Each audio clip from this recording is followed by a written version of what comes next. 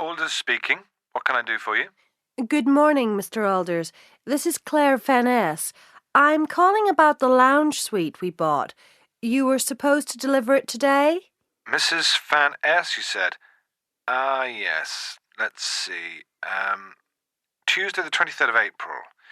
Yes, the Zodiac Lounge Suite, to be delivered Tuesday the 23rd, p.m. And our delivery people haven't been round yet?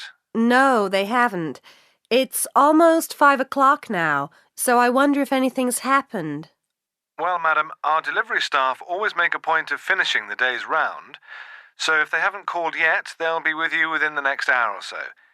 You see, most days they're finished by 6 or 6:30. I'm afraid there's no way we can be more definite about the exact time we deliver. Well, I wish I'd known this sooner. I've had to take the afternoon off to wait for the lounge suite to be delivered. I'm sorry to hear that, madam, but I can assure you... Oh, excuse me for a minute, please. I think there's someone at the door.